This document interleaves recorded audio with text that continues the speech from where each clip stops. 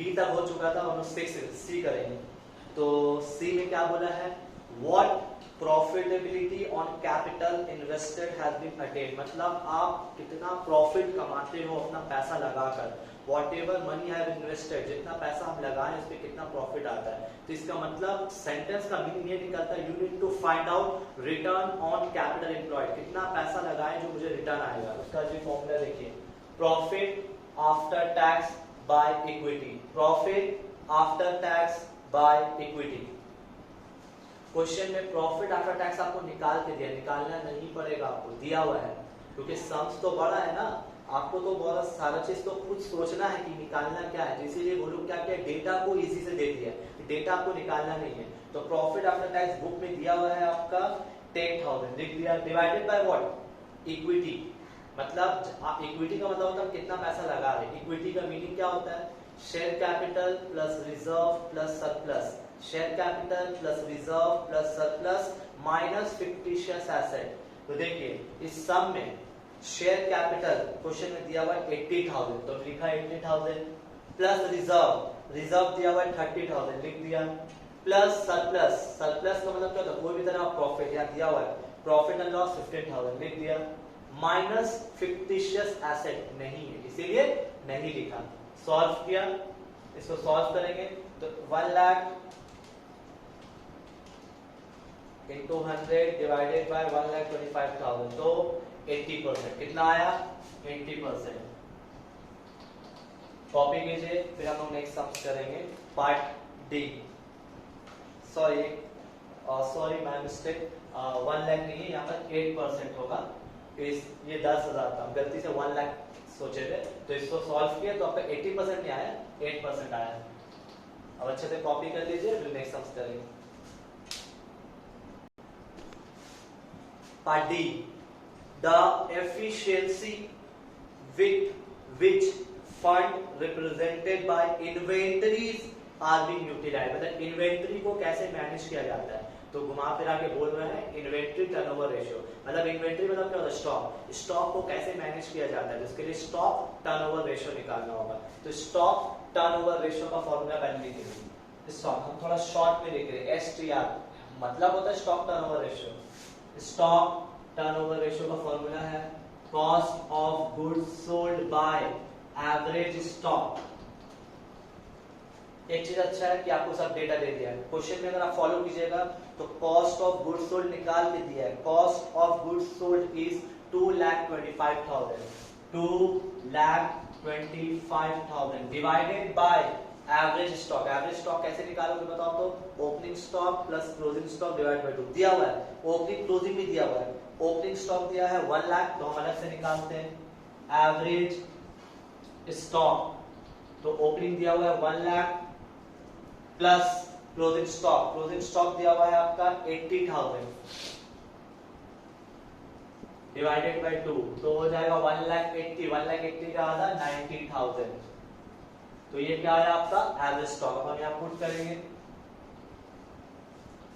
2,25,000 divided by 90,000, तो 2.5 times, 2.5 times. ये क्या है आपका स्टॉक टर्नओवर रेशियो। ये था पार्ट डी। अब हम लोग करेंगे पार्ट ई, कॉपी कीजिए। Next part E, the ability of the company to meet quickly demand for payment of due, मतलब क्विकली कितना जल्दी पे करेंगे, मतलब बात घुमा के बोल रहे हैं, वर्ड भी समझना है, क्विक रेशियो मतलब कितना जल्दी हम क्लियरेंस कर सकते हैं, तो उसके लिए आपको क्या निकालना होगा, क्विक रेशियो। तो क्विक रेशियो का फॉर्मूला आपको पहले लिखना पड़ेगा, quick ratio is equals to quick asset by quick liabilities.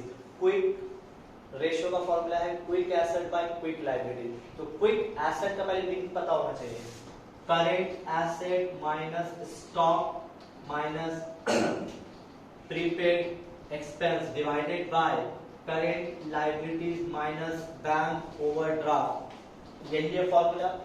आप लोग अगर देखिएगा तो आप सेकेंड जो पार्ट बी था उस सम में हम लोग निकाले थे करंट रेशियो। तो करंट रेशियो का फॉर्मूला क्या था, current asset by current liability. तो वहां पर ऑलरेडी करंट एसेट हम लोग निकाल चुके थे, फिर से निकालने का जरूरत नहीं है। आप लोग पीछे टर्न के देखिए, करंट एसेट आप लोग का होगा शायद 1,70,000 माइनस क्या करेंगे स्टॉक, तो दिया हुआ क्वेश्चन में स्टॉक, तो आपका क्लोजिंग स्टॉक बुक में दिया हुआ है इन्वेंट्री, बैलेंस शीट चेक करो, बैलेंस शीट में दिया हुआ है इन्वेंट्री 80,000। एवरेज स्टॉक मत ले लेना, पिछला वाला सबका एवरेज स्टॉक नहीं, हम लोग यहाँ जो स्टॉक लेते हैं उसको बोलते हैं क्लोजिंग स्टॉक। अभी तुम कंफ्यूज हो गए कि सर जो पार्ट डी में किए थे आप एवरेज स्टॉक वो नहीं लेंगे, नहीं एवरेज स्टॉक नहीं लेते, जब क्विक रेशियो निकालते हैं उसमें हम लोग क्लोजिंग स्टॉक लेते हैं। तो क्लोजिंग स्टॉक दिया हुआ है बैलेंस शीट पे, दिया हुआ है आपका 80,000 माइनस प्रीपेड एक्सपेंस, क्वेश्चन है प्रीपेड एक्सपेंस नहीं है, जीरो ले लेंगे, डिवाइडेड बाय करंट लायबिलिटीज निकाले थे, याद कीजिएगा करंट रेशियो में 1 लाख माइनस बैक ओवरड्राफ्ट नहीं है, जीरो ले लेंगे, तो 1,70,000 माइनस 80 हो गया आपका 90,000 डिवाइडेड बाय 1 लाख। तो आंसर हो जाएगा आपका 0.90:1, 0.90,000 डिवाइडेड बाय 1 लाख, 0.9:1। ये था पार्ट ई। अब हम लोग करेंगे पार्ट एफ, कॉपी कीजिए, पार्ट एफ करेंगे। एफ अब हम लोग को लास्ट पार्ट करना है, the relative importance of proprietorship and liabilities as a source of fund। बहुत टिपिकल बोला है, the relative importance of proprietorship and बताना है कि कंपनी का मतलब क्या इंपॉर्टेंस है कि वो जो पैसा लगा रहा है, मतलब जो इन्वेस्ट करता है, और जो लाइबिलिटीज जहां से पैसा उठा रहा है, पैसा जहां से उठा रहा है काम करने के लिए, तो उसका इंपॉर्टेंस मतलब थोड़ा समझ में नहीं आया, क्योंकि पहला पार्ट जो था तो थोड़ा थोड़ा कहीं ना कहीं हिंट मिल रहा था कि क्या निकालना है, ये एकदम भी थोड़ा घुमा के बोल रहा है। तो इसमें बोलने ये मांग रहा है कि हम जो पैसा काम करने के लिए उठा रहे हैं उसका क्या इंपॉर्टेंस है, मतलब आपको निकालने बोल रहा है डेब्ट इक्विटी रेशियो। जब भी अगर बोले कि हम जो पैसा उठा रहे हैं, the importance of proprietorship and liability, हम जो पैसा उठाते हैं काम करने के लिए और कर्जा जो उठाते हैं, तो इसका क्या इंपॉर्टेंस है, तो डेब्ट इक्विटी रेशियो निकालोगे। डेब्ट इक्विटी रेशियो फॉर्मूला क्या है, डेब्ट बाय इक्विटी। डेब्ट का मतलब क्या बताया था, लॉन्ग टर्म लोन, लंबा कर्जा। क्वेश्चन में अगर देखेंगे बैलेंस शीट पे तो एक ही ऐसा कर्जा है जो लंबा कर्जा है, वो लिखा हुआ है लोन ऑन मॉर्गेज, और बगल में लिखा हुआ भी है लॉन्ग टर्म लोन, तो वो कंफर्म हो गया कि एक ही लंबा कर्जा है, दैट इज 25,000। क्वेश्चन देखिएगा आपको समझ में आ जाएगा। डिवाइडेड बाय इक्विटी, इक्विटी मतलब क्या होता है, share capital plus reserve plus surplus. और अगर आपको याद है तो हम लोग पॉइंट नंबर सी में किया था, जहां पर हम लोग निकाले थे रिटर्न ऑन कैपिटल एम्प्लॉयड, वहां पर इक्विटी का वैल्यू निकाल चुके थे, 10 बार नहीं निकालेंगे, आप लोग पीछे अपना सॉल्यूशन से देख लीजिए। इक्विटी का वैल्यू आपका दिया हुआ 1,25,000, ठीक है, तो 25,000 बाय 1,25,000,